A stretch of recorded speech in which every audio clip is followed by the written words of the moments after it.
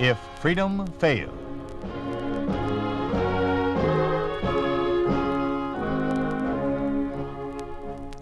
We'd like to take you on a visit to a town that doesn't exist. A town we call Springfield, USA. We'd like to show you how things would be in any American town if communism took over. This is the story of a man who held a high government office in a country of freedom-loving people. John McIntyre plays the part of Governor John Goodwin in Suicide by Order.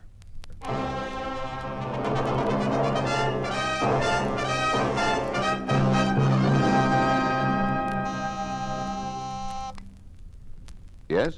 Dr. Shea is here to see you. Oh, good. Send him right in. Well, come in, Wayne.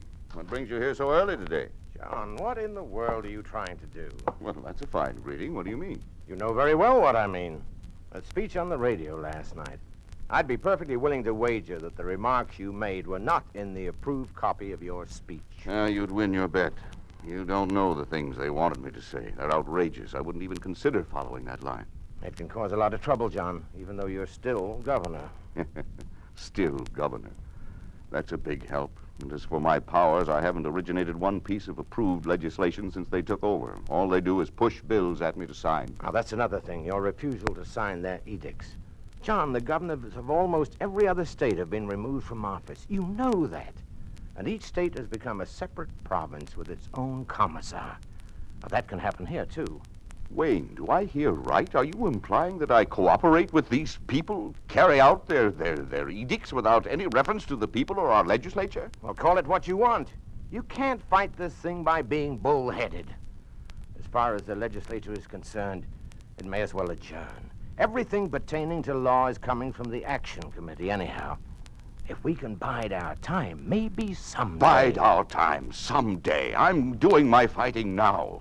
Do you think they can walk in and trample all over us? Am I supposed to sign my name while I'm blindfolded? The bills will go into effect anyhow. That's exactly what I mean. They write a law, put it into effect, and then come to me for a signature.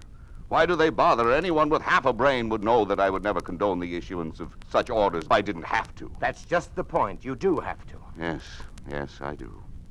They've started with the threats. Threats? Yes. If I don't sign this or that law, they say they'll make it more stringent and put it into effect anyhow. Oh, good morning, Mr. Collin. Or rather, Comrade Collin. Do come in. Goodwin, you've done a very serious thing. Your speech last night, I warned you. Governor Goodwin, if you please. Governor Goodwin, if I please? Well, I don't please. You've caused a great deal of trouble for me and yourself. Your original speech had been approved by the Ministry of Information. Why did you deviate from it? Did I deviate? I warn you to watch your step, Goodwin. Those remarks you made, proud to be an American citizen, react in a democratic manner. You have been told, as have your people, communism is the only democracy. History has proved it. Perhaps you have some testimonials to that claim from Siberia? Dr. Shea, you're a man of fair intelligence. I suggest that you try to impress upon your friend the importance of cooperating with us. The consequences of resistance can be very unpleasant. He was pretty upset. Yes, he was. How far do you think you can go with him? I'm going to fight him every step of the way. I will not be a party. Yes? The Lieutenant Governor, Mr. Wilson is here, sir. Show him in. That's strange. Wonder what Wilson wants. Good morning, Wayne. Doctor? Morning. What can I do for you, Tom? I'll come right to the point. It's about those bills you've been signing. You know, of course, that they've been a direct cause of trouble for the citizens. Go on. One freedom after another is being trampled underfoot. Now I understand you have a new law. Something about the newspapers. Yes, I have. It's here on my desk now. If you will both excuse me, I'd like to say something. Now, Tom, you're going to cause trouble for yourself and for John by coming here. It was because of your idiotic behavior that you were removed from the office of Lieutenant Governor. That's exactly what I mean. One morning I walk into my office and I've learned that I've resigned. What kind of methods are those? That is why I'm opposed to cooperating with these people in any manner whatsoever. What is this new bill? The Ministry of Information has taken over all newspapers. Or rather, it allocates the newsprint supply. You're not going to sign it. Of course he's going to sign it. Why do you persist in knocking your head against the wall? What else can he do? He mustn't sign it. It's treason. freedom of the press is periled. Tom, do you think for 1 minute it would make any difference whether or not I signed this order or any of the orders? It would mean trouble for me, my staff, even you and Wayne. You're a traitor. A traitor to the American people. Tom, you're out of your mind. You're a disgrace to your office. I'm ashamed of my association with you.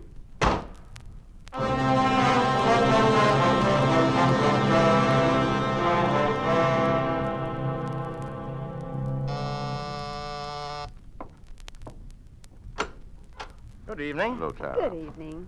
Thanks a lot for inviting us over, Clara. Nice to see you again. Well, I thought you two old bachelors might like a home-cooked dinner. You're late. Well, we just came from Tom Wilson. He's in pretty bad shape. After he got the news that John had signed the new labor bill, he almost went out of his mind. I had to give him a couple of shots to quiet him. Oh, that poor man. Oh, it's his own fault, but he'll pull out of it. Excuse me. Hello? Yes, he's here. Just a moment. John, it's for you. No. Hello? What? Why, no. Come to think of it, I haven't seen him all day. Yes, I think I know why. I'll try to find out what I can. Yes, I'll call you as soon as I get any information. Bye. Well, we're hitting close to home now. What is it? Jeffrey, Speaker of the House, he was at the meeting yesterday when we were presented with that labor bill. He's the only one that refused to sign it. What happened to him? I don't know. That was his wife. He hasn't been seen since he left the meeting yesterday afternoon.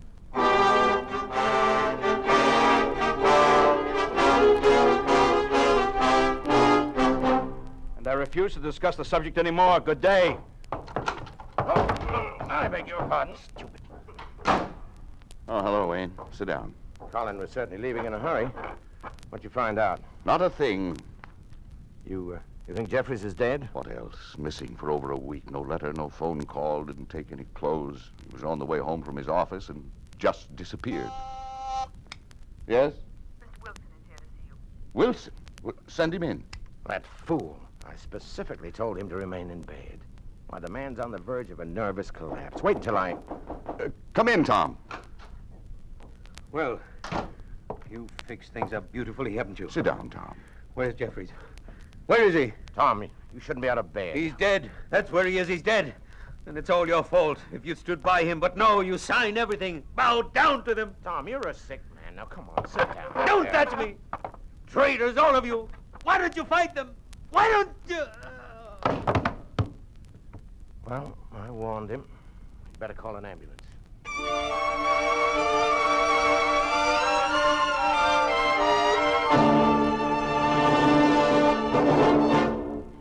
What a terrible, terrible thing. Yes, it's pretty bad. Wayne had him moved to the hospital. The way he was raving... I hope you... Well, you know that ordinarily he wouldn't say those things. Yes, of course. Ever since they moved him out of office, he's been getting worse. He hasn't had to cope with them day after day as I have. All he's had time to do is to think of the injustice of it all. He wants to fight. And what is there to fight? And what good? I know. Wayne should be here soon. I'll go fix some coffee. Wait a minute, Clara. There's something else. Yes, John? Clara, we've postponed, or rather, I've postponed our wedding 3-4 times now. Yes, I know. The reason for that has nothing to do with how I feel about you. In fact, it's because I love you that I haven't married you. I'm afraid I don't understand, John. Well, there have been cases you haven't heard about them. People who resisted Colin in the government. Why do you suppose some of them finally gave in? I think I begin to see. Sometimes only a threat against a wife or children has been necessary. In other cases, there have been disappearances. You think they'd take it out on me for something you did or didn't do? I know they would.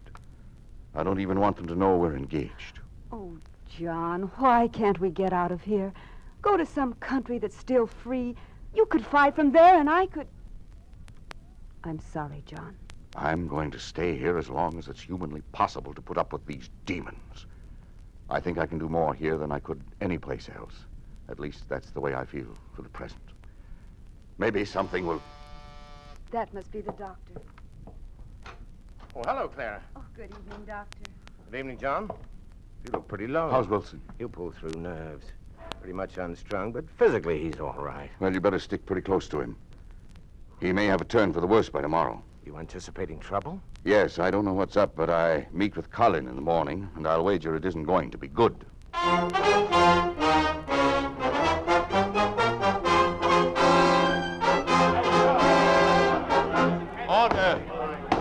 Order, I say. Quiet, please, gentlemen. We'll never get anywhere this way. We have only a few minutes before Colleen gets here. Let's take these things one at a time. I don't even know what this meeting has been called for. I'll tell you why. I reported to my office this morning and found a stranger sitting at my desk in my office. He had the effrontery to ask me if I had an appointment. I think I know what this means. Go on. He said he was the new Minister of Agriculture, that the people had demanded my removal because of my activity against the interests of the state. When I protested, I was thrown out bodily picked up by two policemen and physically ejected from the Capitol building. Right. Same thing happened to me. Gentlemen, please, order. I'm afraid there's not much we can do about this. I've protested every single bill and every appointment that's come through here, but it's always the same thing. Action against your families or against your friends, and if that fails, well, we all know what happened to Jeffries, or rather, we don't know. I suggest you... Or won't you come in, Mr. Colley? What are you people doing here? You're without official standing in this state. Get out. Get out before I have you arrested for trespassing. Traitors, saboteurs. You'd better leave, gentlemen.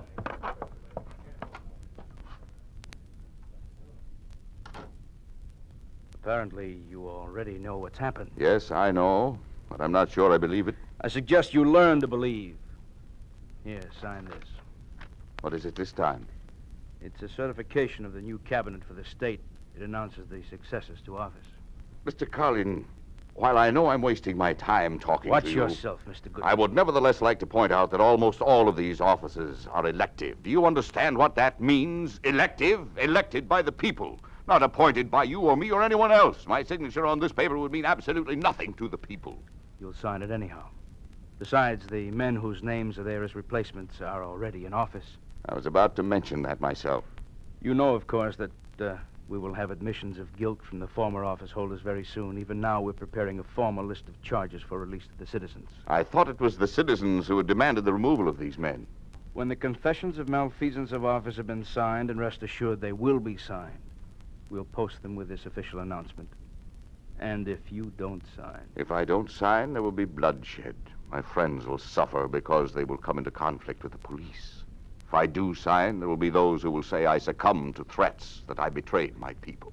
You're thinking too much of your former aide, Wilson. He's insane. He's the only person in the whole state structure who has had any real objection to the new government. Now, don't be affected by the opinion of a crazy man. Why do you even bother to bring these things to me for signature at all?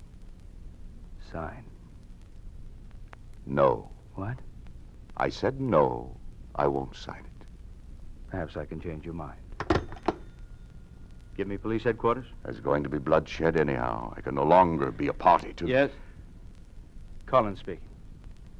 Have you picked them up yet? You have both Dr. Shea and Miss Lyons in custody. Good. Hold them until you hear from me. Tara and Wayne in jail? Yes. Why? Why? What have they done? We haven't decided yet. We'll think of something. We've heard they've been guilty of action inimical to the interests of the state. Right now, our evidence is shaky. It is possible we could even be wrong. You could convince me. How? Sign.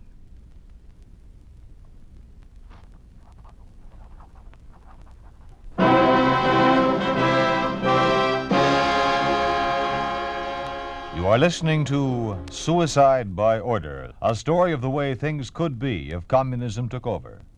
A picture of what life would be like under a communist regime in an ordinary American town. A town we call Springfield, USA.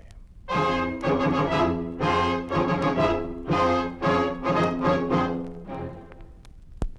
confessions are expected momentarily from the remaining criminals. Meanwhile, the new officers have taken office by order of Governor John Goodwin. The governor, who early today signed the affidavit accusing the former office holders of malfeasance of office, indicated that he is very confident that the affairs of state under the new members will herald a new day of freedom and that... I think they've distorted the facts a bit. We all know that, John. But nevertheless, the bill bears my signature. You shouldn't have let them threaten you. I mean, with Wayne and me. We'd have been all right. How did they find out about us, you and me? I've tried to conceal our relationship in every possible manner. Only you and I and Wayne knew.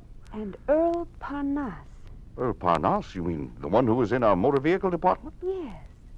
You remember he was removed because of his activity report by the Un-American Committee. Well, yes, but... He's working for them now. He was down at the police station, one of their agents. He was gloating about his new position in the state police setup, the MVD. If this weren't so outrageous, it would be funny. What do you mean? Police, MVD, motor vehicle department. Have you heard from Wayne yet? Oh, he called this morning. I don't know where he is. Have you got your instructions straight for tonight? Yes, I'm all packed. One small suitcase, as you told me. Well, tell me what you're to do. You will go home early tonight. I will put out all the lights as though going to bed. At 1:30 in the morning, a car will pull into the driveway. I will go to wherever the driver takes me. Oh, John, can't you tell me where it is? No, go on. Oh, John, they found out. Answer it. Clara, is John here? Yes, come in. You frightened doctor pounding on the door. John, Wilson just tried to commit suicide. What? Yeah, he heard the report over the radio about the bill you signed. He jumped out of a window in his apartment building. He's badly hurt. That fool, that stupid, idiotic fool, jumping out of a window is an act of a neurotic. Only a demented person would try such a thing. And it appeared he was recovering, too. Suicide doesn't absolve one of his responsibilities. It's a very poor escape. Besides, he chose a stupid way to go about it. There's no guarantee of success. If a person feels he must do away with himself, he should use a gun or poison. John, what a peculiar way to talk. Don't mind what John says. I've been his doctor for more than 20 years. He's always been afraid of pain. John would naturally think of a painless way to die. If he was thinking of dying, which I don't think he is. It's getting late. Yes, of course. Would you drive me home, Wayne? Sure, glad to. See you tomorrow, Clara. Yes, I'll see you tomorrow.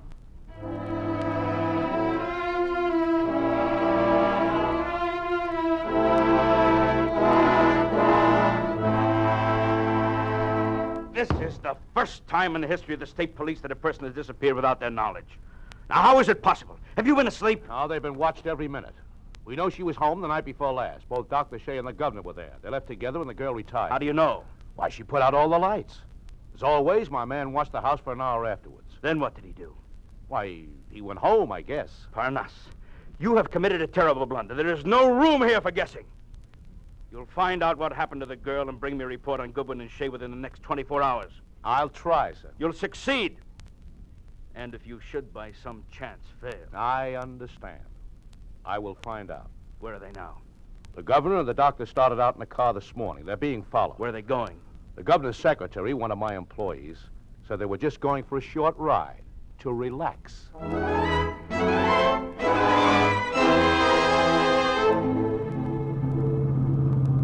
I suppose you notice we're being followed. Of course. What was so urgent? Why couldn't we meet in your office? And where in the world is Clara? Have they... No. She's safe, thank God. Safe where? The other night when you were with us, the night Wilson tried to kill himself, I arranged for her to fly out of the country. I just got word this morning. She made it safely. I'm surprised she'd go without you. I told her I'd join her as soon as I could. That's what I want to talk to you about. But why here? Well, I can't risk using the office.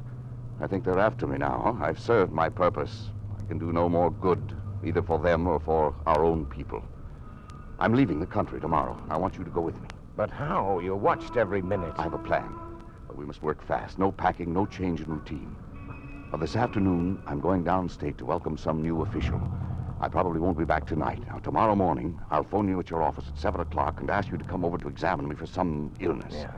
But don't come to my house. That will be your signal to get into your car and drive to a field outside of the city. Here. I've drawn out the route. Now, memorize it and then burn it. Then what? When you get there, I'll be waiting with a plane. Don't contact me anymore from now on, even by telephone. Should the plan fail and I don't bring you tomorrow, come and see me as usual later in the morning. What is it you have to do this afternoon? Oh, it's some new commissar or something. I'm driving to Midland with Colin. It's only about 70 miles from here. It's almost time to get started. You better head back toward the capital. Remember, 7 o'clock tomorrow morning at your office.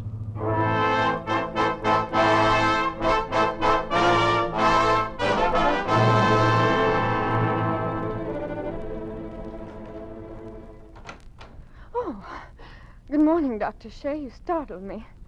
You're here early. Yes, good morning, nurse. I had some case histories to check. Do you have the time? I think our office clock is fast. No, it's the same time I have. 5 minutes to 8. Oh, thank you. Thanks. Something wrong, Doctor? No, We have an early patient. Come in. Nurse, what do you want? Oh, nothing. Just wondered if you'd heard the news. Well, don't be cryptic. What do you want? Oh, you haven't heard then. Your friend, Governor Goodwin, he committed suicide last night, jumped from a window. You're insane. No, you'll find that I'm perfectly normal. You ought to come with me to party headquarters. Now.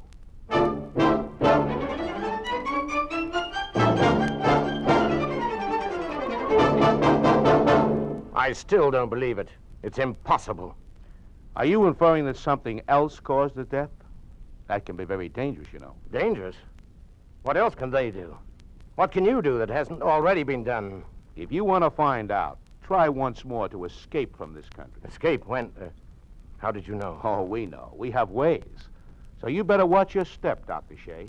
And in the face of that, you still expect me to believe Governor Goodwin committed suicide? Frankly, I don't care what you think.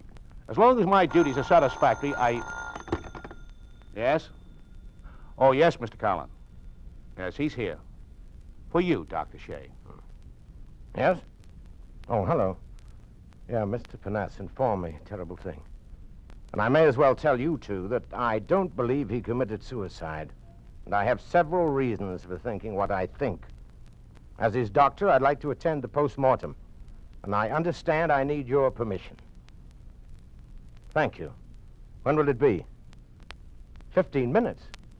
But you're 70 miles away from here. I could never... Oh, yes. That's up to me. I understand. Perfectly.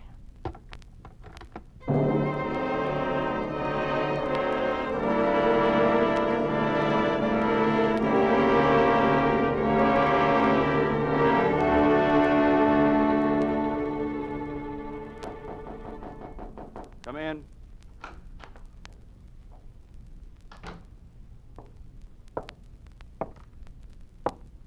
Good evening, Dr. Shea. Good evening.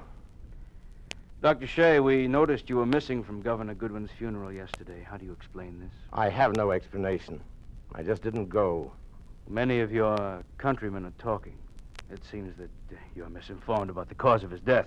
Whether or not there is doubt in your mind, you must not contradict the findings of the State Commission. After all, you weren't even at the post-mortem. And you know why I wasn't there. Now, although we are certain of our findings, there is one thing we would like to ask you, Dr. Shea. Do you think he committed suicide because his cabinet resigned, because of their lack of faith in him? Let me ask you something. Do you think I'm stupid enough to be trapped by a question like that? What do you mean? I mean that Governor Goodwin did not commit suicide. Then, of course, you think his death was accidental. No. Then? Murder. Cold, calculated murder. By whom? That is something I don't think I will ever know. Dr. Shea, I've given you credit for being a sensible man. Your actions up to now have been harmless to the state. However, you have been spreading many of these lies to the people. Your stupid assumption that Goodwin was murdered is without foundation. It's odd you don't ask me my reasons. Are you afraid? What are these reasons, Dr. Shea? Well, first of all, is one thing we've already touched upon, the post-mortem. The police, the servants, everybody knew I was Goodwin's physician. Yet not only was I not called to the scene of his death, but I was prevented from attending the post-mortem examination. I was not even asked to sign his death certificate. Your Dr. Hayjack did that. The first lie. You were called for the post-mortem. Yes, 15 minutes before it took place, 75 miles from here. Is that all? 3 days before his death, John had Clara Lyons sent out of the country. He told her that he would follow as soon as he could. They were to be married immediately. I ask you, would a man as deeply in love as he was, a man who was going to get married, want to kill himself? These reasons are without any found... Also know that Goodwin planned to leave the country with me. The night he was killed, he was still making plans to go. He told me to be ready at 7 o'clock the next morning. It is not logical he should kill himself the same night. Perhaps something happened to make him... Something did happen, but he didn't change his mind. You see, another reason I know that he would not commit suicide by jumping from a window is that he was deathly afraid of pain. Afraid of pain? Last week, when Wilson tried to commit suicide by jumping out of a window, John was horrified. I recall he said it would be preferable to use poison or a gun. He carried a gun with him. Why didn't he use it? Stupid reasoning. I was Goodwin's doctor for more than 20 years. The simple pain of a hypodermic needle terrified him. Many years ago, he was scalded by hot water and has since had an abnormal fear of it. He had an automobile accident once and was hurt. He refused ever again to ride in the same car. And at his request, I've been furnishing him with sleeping tablets for over a year. He always carried a supply with him, 50 or 60. Surely he would use these if he'd wanted to. Dr. Shea, if you're finished... I'm not finished. Normally, people who commit suicide leave letters behind. He had 2 sisters living outside this country. A woman whom he loved and was to marry, many close friends, including myself.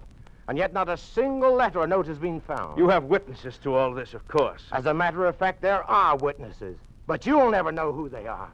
Isn't it true that his body was clad only in pajamas? He wore no slippers or robe? Wouldn't he have been more fully dressed?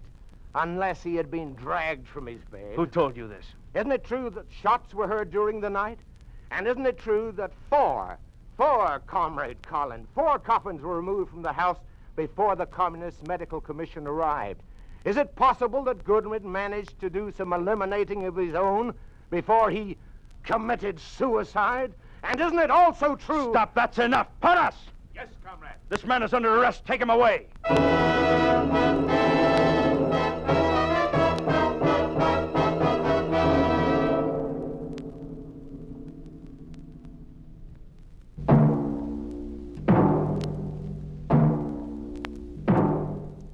You have just heard a story of what happens to a man of state under a communist regime. You have just heard what would happen to any American statesman if communism took over. You think this could not happen? It did happen in the communist-dominated country of Czechoslovakia. It did happen to Prime Minister Jan Masaryk. On March 10th, 1948, Jan Masaryk died. The communist of Czechoslovakia declared his death suicide. Dr. Oskar Klinger, personal physician to Jan Masaryk, escaped to tell the true story. Dr. Klinger says Masaryk was murdered.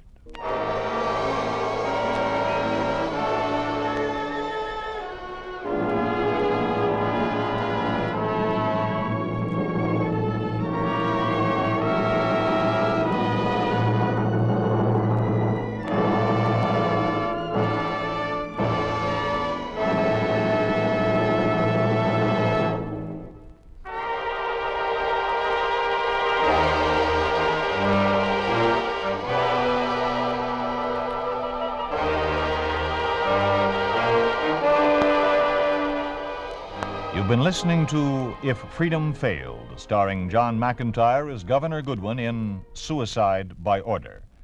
Charlie Lung was Dr. Shea and Jack Crucian, Mr. Callan. Completing the cast were Donald Morrison, Virginia Agnello, Bob Bruce, Eddie Marr, Lamont Johnson, and Donna Hayner. Music was composed by Earl Lawrence with musical direction by Michel Perrier. Suicide by Order was written for If Freedom Failed by Henry Covell, produced and directed by Will Scott. Sergeant Lloyd Eyre speaking. This program has come to you through the worldwide facilities of the United States Armed Forces Radio and Television Service.